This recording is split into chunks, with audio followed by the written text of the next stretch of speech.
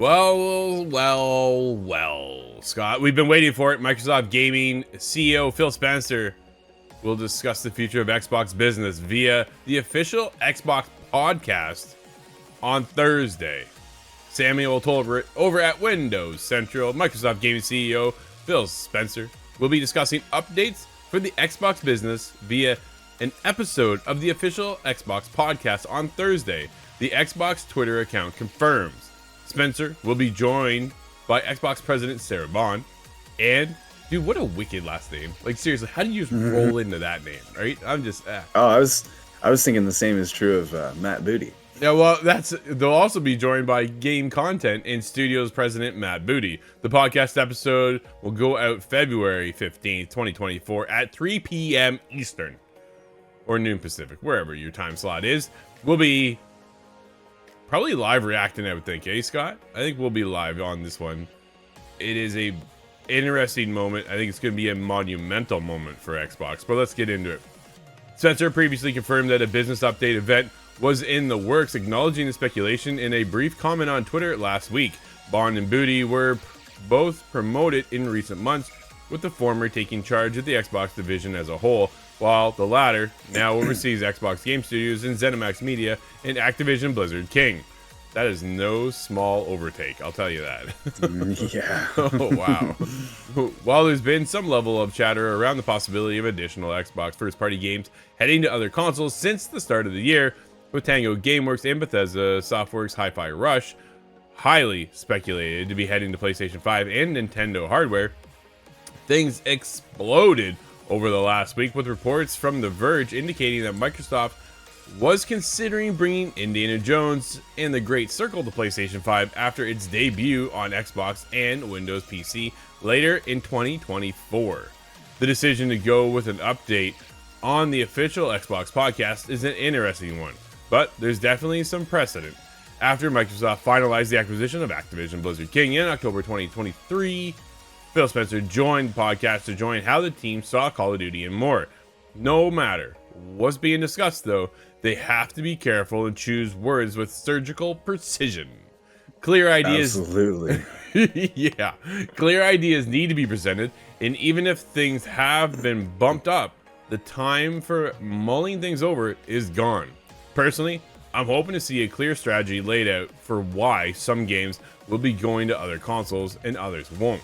Time frames are fluid, and the gaming industry is complex enough as it is. So, I don't have any expectations on that. Players want to hear about how this affects them by buying Xbox consoles and subscribing to Xbox Game Pass. If Spencer and company can clarify that, they'll be doing well. Scott, where do you want to start to unpack this article? Well, my first thought is that we're getting all of these Xbox Elite joining the Xbox podcast. Yeah. All for a very important message. And that kind of tells me that this is indeed going to proceed as expected, really. I think it is all but confirmed now at this point. There are games going to PlayStation. It's a matter of which ones and in what time frame and what order. But because it's Sarah Bond, Phil Spencer, Matt Booty all together in one room, I don't think this is going to be a dispelling of rumors.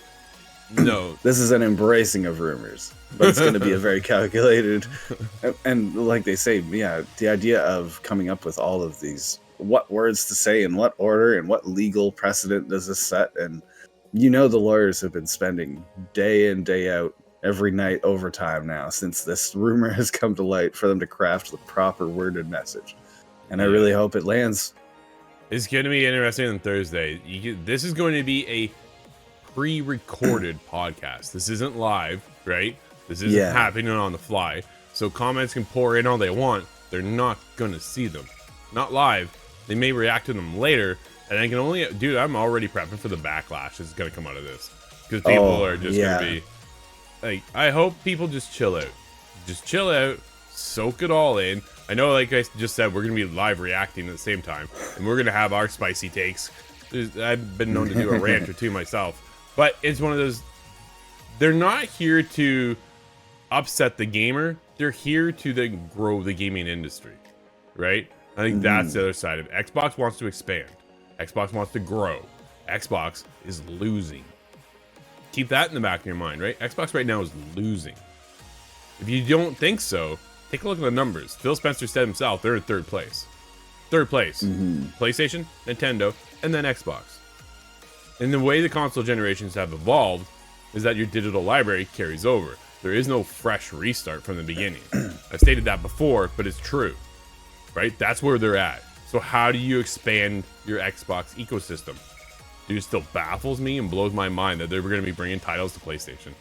Like, I am literally shocked. I am really That really is bizarre. shocked. Isn't it? Dude, there's no way you'll see a PlayStation title go over to Xbox. Granted, having said that, Destiny. Dude, Destiny is a multi-platform game, right? I was going to say own MLB Bungie. The Show. MLB The Show had no choice. That was on MLB to push that to Xbox consoles. And it is the strangest thing to see, dude. Booting up MLB with the PlayStation logo there. But this is the times we're at. People want their games to be everywhere.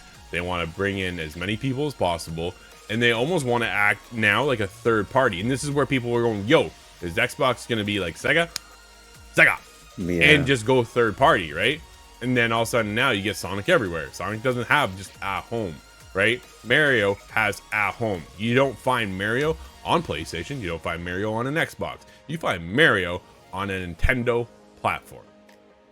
So it's well, very... this is Go ahead. something I had mentioned last night is that the anger, the kind of complete reaction, the doomsday reaction to any sort of news in regards to Xbox, and how I really hope that ends. I think this is going to get a lot worse right before Thursday. Everybody's going to claim the sky is falling and it's going to be awful, but I'm comforted by the fact that these are business entities. This is a business company, and they're not going to act in their against their own interest, is what I'm thinking. So even though they are going to do this move, it's to establish the Xbox presence somewhere else. Yeah. More so than it is a folding of the cards. I don't think it's a stepping away from the gaming industry or a third party at all. No. I think it's something much more complicated and much more calculated, and that's why it's going to require actually, do we know how long this podcast is supposed to be? No, that's the other side of it too. We just know that it is at 3 o'clock. I'm assuming, never assume, we all know how that goes, but I'm guessing an hour, right? It would be my prediction. It would be an hour. But it's very calculated, right? This is why it's pre-recorded. It's going to be very calculated. And even the host, I'm guessing it's Jeff Rubenstein and his co-host will be doing this. And I'm sure their questions are also calculated. It's not going to be just on the fly podcast, right? Not like what we do. And all of a sudden we just spitball questions, this, that, and the other. I don't think that's going to happen here. I think it is, no. There's their cue cards. There's your question. Now, what's your answer, right? I think this is how it's going to be very, very rigid and to the point, so that, yeah, dude, I want to know what's going to PlayStation, and then I want to know is the day and date, and how's it getting there.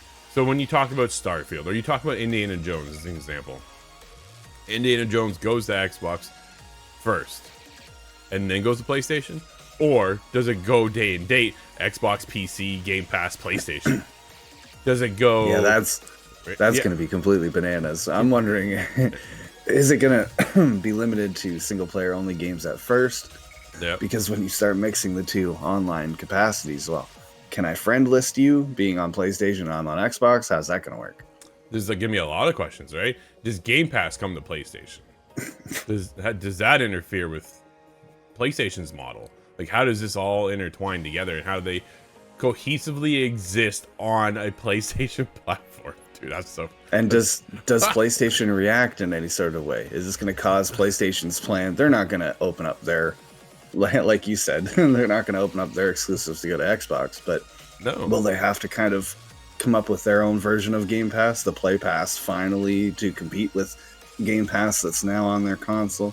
Because I don't think they can deny that, and that was the result of the Apple, whatever that Apple Google lawsuit, was, determined that you can't shut out the opponent's marketplace, which is bizarre. Exactly, but what happens with Fable? When Fable comes out on day one, where does that land? Does that land on a PlayStation console? Dude, could you imagine Fable being on a PlayStation console?